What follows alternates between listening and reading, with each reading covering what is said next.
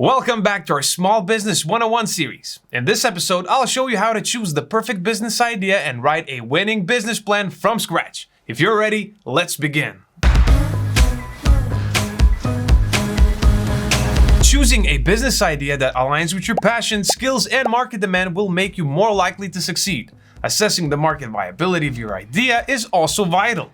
This way you can avoid dedicating time and resources to a concept with limited potential. But before we start brainstorming, let's discuss the different types of businesses and see which is the best for you. I'll start this list with the classic brick and mortar business. If you're not sure what that means, think of your local grocery store or around the corner restaurant. The street side business model allows face-to-face interaction and opens the door for deeper customer connections. That said, having a physical store means paying hefty rent and maintenance costs. Also, your reach is limited to a specific location. In contrast, an online business operates, you guessed it, online, meaning it's much easier and cheaper to set up. You can also welcome users from all around the world, but why not have the best of both worlds? Hybrid business blends online and offline operations, giving you more flexibility and a wider customer reach.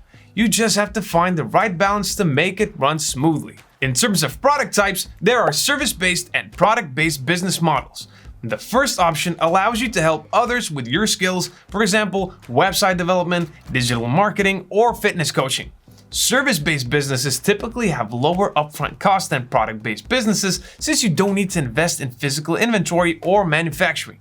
However, scaling this type of business can be challenging because it relies heavily on the availability of your time and expertise. On the other hand, a product-based business is easier to scale. Whether creating your own goods or sourcing them from a supplier, many aspects of product manufacturing can be automated. You can also leverage distribution channels like wholesalers, retailers, and e-commerce platforms to reach a wider audience. And finally, there's a franchise business. With this model, you get to run a branch of a well-known company and benefit from its brand recognition. In other words, you can tap into the company's existing market without building a new brand from scratch. But remember, there's usually a significant upfront investment involved, not to mention sharing your profits with the franchisor. Now that you're familiar with the most common business types, let's move on to the next step that will help you flesh out your business idea.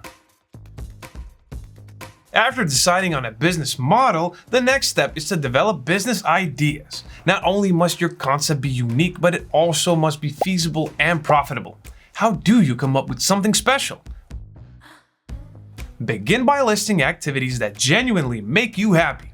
This can be photography, writing, hiking, or cooking. Let's say you're a culinary enthusiast. Depending on your skill set, you can open a restaurant, write cookbooks, or even become a food blogger. Next, identify what the market actually needs.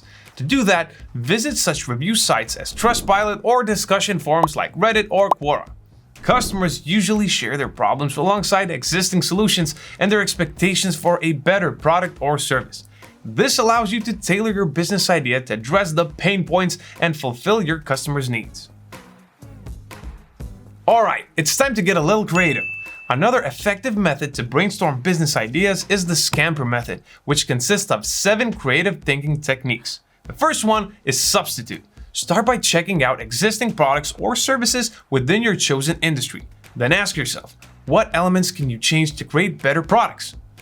The second technique is to combine 2 existing products or processes so that you can come up with a brand new solution. Smartphones are an excellent example of this approach, as they merge cameras and phones into a single gadget. The next one is adapt. Explore what's working effectively in other industries and adapt these successful strategies to your own niche. Look at how e-commerce businesses started adapting the subscription model, which was made popular by streaming services like Netflix. The fourth technique is modify, where you can magnify or minify an existing product, service, or process. For instance, web developers can add new features to improve an app's functionality or remove certain features to boost its loading speed. Put to another use is the next technique you should consider. It involves repurposing a product, idea, or concept to serve multiple purposes different from its original intended use. Post-it notes are a real-life practice of this approach. Beyond just sticking notes to a wall, people can use them to mark book pages, temporarily seal bags, or even remove lint from clothing. Another helpful method is to eliminate unnecessary elements from your product for maximum efficiency. The idea behind touchscreen devices was to remove physical buttons, reducing manufacturing complexities and creating a more user-friendly experience. And last but not least, rearrange or reverse. Have you ever considered doing tasks differently? Feel free to explore unconventional approaches to make your business concept even more unique. Once you've come up with several business ideas, check their current demand using something like Google Trends. It will help you assess the long-term viability and sustainability of your ideas. For example, I'll use the term fitness coaching to monitor its global search volume. As you can see, this topic has had a stable interest over the past 12 months, so we're good to go if you want to try ourselves in this niche. Another strategy is to explore popular online marketplaces. Amazon, for instance, has the bestsellers page that's updated every hour, showcasing top-performing products across various categories. In addition, its movers and shakers page highlights products experiencing a significant rise in sales. If you plan to run a product-based business, this simple research will help you identify items with the highest demand. By now, you've got plenty of business options at your disposal. So the next challenge is to actually decide which business idea to go for. But no worries, here's a tip to make it easier.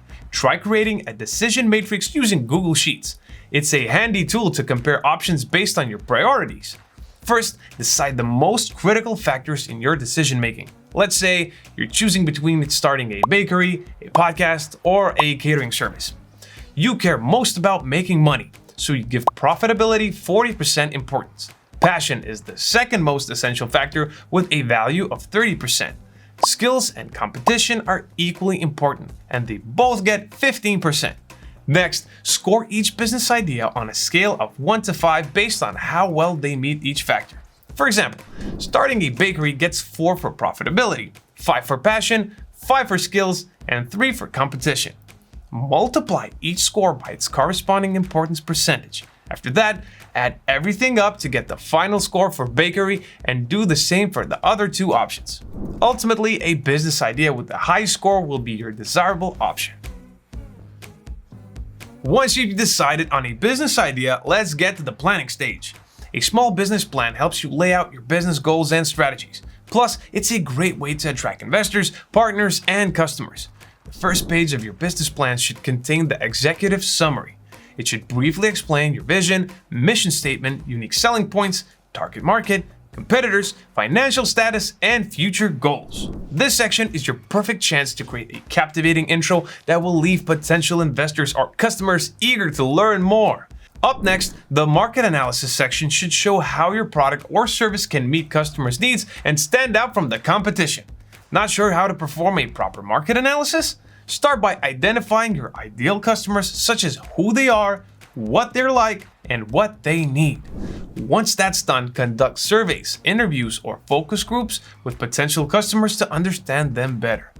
Based on the gathered data, categorize them into different buyer personas depending on their demographics, buying power, or spending habits. Also, make sure to analyze your competitors and their strategies. Identify their strengths and weaknesses using the SWOT analysis method and see how you can differentiate your products. Once that's out of the way, let's create an operational plan for your business. This section should describe how your business will function on a day-to-day basis. Outline your process from the moment a customer makes an order to the final delivery or service completion. It's also crucial to mention the tools you will use to streamline your operations and provide a better customer experience. Moving on to the financial plan, you should demonstrate the profitability of your business. To draw prospective partners into investing into your business, break down how much money you need and how you plan to use the capital. Don't forget to estimate your sales and revenue for the next few years and how much profit the investors will make. Finally, we've reached the last page of your small business plan. Add your contact information, including your website, email address, phone number, and business address. This will make it easy for potential customers and investors to reach out for inquiries or partnership proposals. Before launching your venture, you should thoroughly test your business idea. This step will allow you to validate whether there's an actual demand for your product or service. There are several steps to test a business idea, with prototyping coming in first. This stage involves developing a simplified version of your product or service. It could be a sketch, mock-up, video, or a sample. The purpose is to gather customer feedback so you can avoid costly mistakes and revisions down the line. Use surveys, questionnaires, interviews, or focus group to collect insights and opinions from your target audience. This method will help you figure out what's working or what needs improvement. Based on the results, tweak your product or service accordingly. Once you've developed the end product, introduce it to a small group of your target audience. By conducting a pilot launch, you can evaluate the practicality and market response of your new product or service before committing to a full-scale launch. And that's a wrap for this second episode of our series. But your journey isn't over yet. Make sure to hit the subscribe button and prepare for our next video in the series where I'll walk you through the exciting process of creating a website for your small business. Thank you for watching, and I'll see you in the next episode.